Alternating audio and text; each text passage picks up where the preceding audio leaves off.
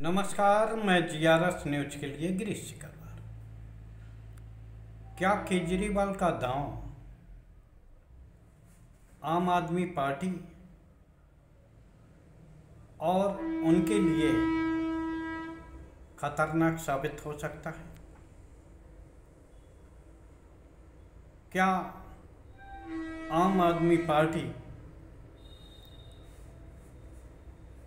जो कि खुद को सबसे ज़्यादा ईमानदार पार्टी बताती है, क्या उन पर भ्रष्टाचार का दाग, जिससे कि भारतीय जनता पार्टी लगातार उसको लेकर आंदोलन करती रहती है, स्थायी रूप से चस्पा हो जाएगा? ये सवाल मैंने इसलिए पूछे क्योंकि 5 महीने की जेल काटने के बाद जमानत पर आए दिल्ली के मुख्यमंत्री अरविंद केजरीवाल ने एक सार्वजनिक बैठक में, या यूँ कह लीजिए जनसभा में, अपने इस्तीफे का ऐलान कर दिया।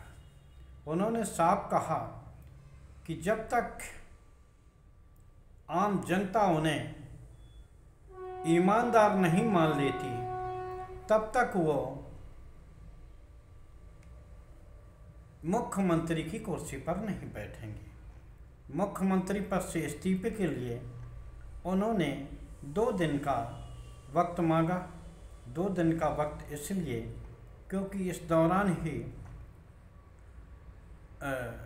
आम आदमी पार्टी के विधायक दल की बैठक होगी और संभवतः उनकी जगह आम आदमी पार्टी के मुख्यमंत्री पद के लिए मुख्यमंत्री के चेहरे का ऐलान भी होगा, क्योंकि उसी में विधायक मुख्यमंत्री चुनेंगे। निश्चित तौर पर जैसे आम आदमी पार्टी मास्टर स्ट्रोक बता रही है, वो मेरी निगाह में आम आदमी पार्टी के अस्तित्व के लिए भी खतरे की बात हो सकती है, क्योंकि अभी हरियाणा में चुनाव है और आप सभी लोग जानते हैं कि पूरे प्रदेश में आम आदमी पार्टी चुनाव लड़ रही है। पहले इंडिया गठबंधन के तहत कांग्रेस से गठबंधन होना था, लेकिन बाद में ये गठबंधन नहीं हो पाया और अब केजरीवाल चूँकि मुख्यमंत्री पद से भी त्यागपत्र दे देंगे, लिहाजा वो अब होल टाइम वोट मांगेंगे, प्रचार कर सकेंगे, क्योंकि एक मजबूरी भी कही जा सकती है, क्योंकि 2 बार जमानत जरूर मिली। एक बार की जमानत जब मिली थी, जब वो एक लोकसभा चुनाव के दौरान 21 दिन के लिए बेल पर आए थे, तो उनको केवल प्रचार करना था। ईडी के मामले में जो उसको जमानत मिली है, उसमें भी ये बंदिश लगाई गई थी, वो बंदिश अभी तक जारी है, और जिसमें कि मुख्यमंत्री किसी फाइल पर दस्तखत नहीं कर सकते, नीतिगत निर्णय नहीं ले सकते, और यहाँ तक कि अपने सचिवालय में भी नहीं जा सकते। तो वैसे भी दिल्ली में मुख्यमंत्री को करने के लिए कुछ था नहीं, क्योंकि न तो दिल्ली के पास पुलिस है, न ही उनके पास ज़मीन है, और न ही कुछ ऐसे सेवाएं हैं जिसमें कि मुख्यमंत्री का कोई रोल होता हो। और अधिकांश ताकत केंद्र सरकार ने जिस प्रकार एलजी को सौंपी है, अरविंद केजरीवाल के लिए करने के लिए कुछ था नहीं। और दूसरी, उनके शीश महल पर 45 करोड़ रुपया खर्च करने को लेकर भी भारतीय जनता पार्टी उन्हें बेईमान ठहराती रही है। और सबसे ज़्यादा डेंट मेरे ख्याल से अरविंद केजरीवाल को तब लगा जब वो मुख्यमंत्री पद पर होते हुए और जेल में बने रहे। उस पूरी यात्रा में भारतीय जनता पार्टी ने एक नैरेटिव बनाने की कोशिश की कि अरविंद केजरीवाल निश्चित रूप से सत्ता लोलुप हैं, यहाँ तक कि वह जेल जाने के बाद भी अपना पद छोड़ने को तैयार नहीं।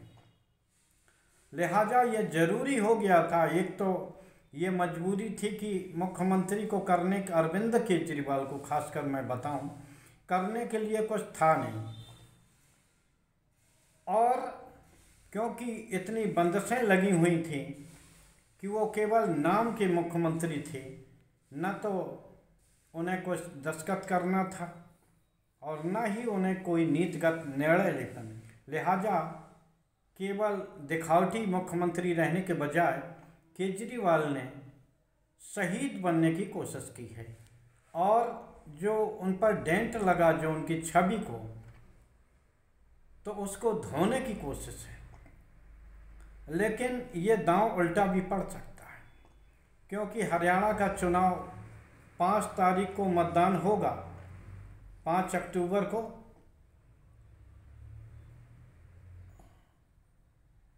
और उसका परिणाम 8 अक्टूबर को निकलेगा।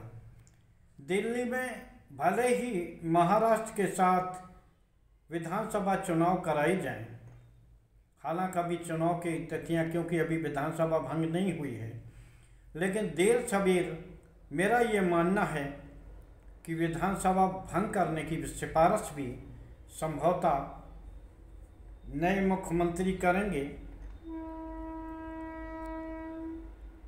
और किसी कार्यवाहक से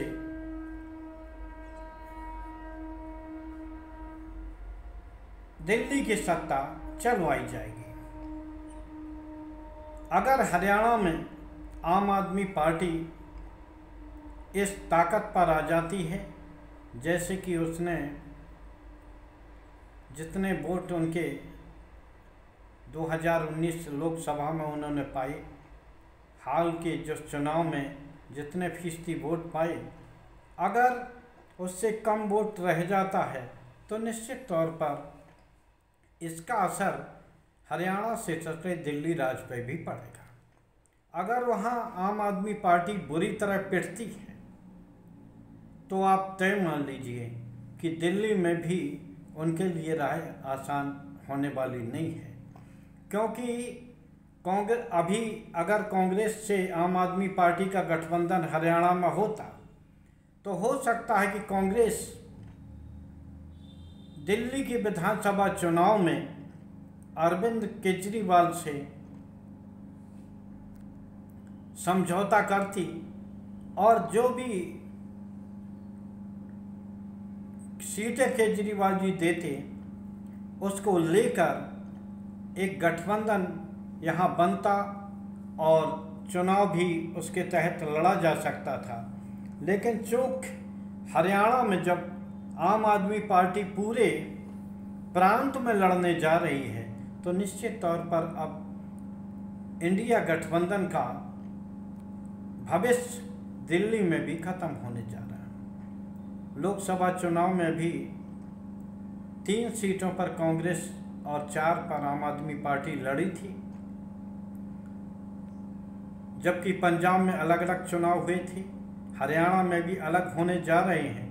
लेकिन हरियाणा का चुनावी परिणाम ये बता देगा कि आम आदमी पार्टी का राजनीतिक भविष्य क्या होने वाला है। निश्चित तौर पर आज की जनसभा में केजरीवाल ने अपनी शासन की उपलब्धियां बताई, अपनी योजनाओं का जिक्र किया और ये साबित करने की कोशिश की कि वो ये सुविधाएं इसलिए दे पाए क्योंकि वो ईमानदार हैं और अन्य दल बेईमान हैं। उन्होंने ये भी कहा कि वे जगह जगह जनता के बीच जाएंगे और जनता के बीच जाकर अपनी बात रखेंगे। उन्होंने जनता से आह्वान भी किया कि अगर आप हमें ईमानदार समझते हैं तो हमारे दल को वोट दें, और अगर हमें बेईमान समझते हैं तो निश्चित तौर पर आप किसी अन्य पार्टी को वोट दें, मुझे वोट न दें। उन्होंने एक तरह से अगले जो विधानसभा चुनाव उसके लिए भी एजेंडा सेट करने की प्रयास किया कि केवल दिल्ली का चुनाव दो खांचों में ही बटे, या तो अरविंद केजरीवाल या अरविंद केजरीवाल नहीं। यानी कि वो ये अपने चुनाव का जो नरेटिव सेट करना चाहते हैं ईमानदार और बेईमान के मध्य।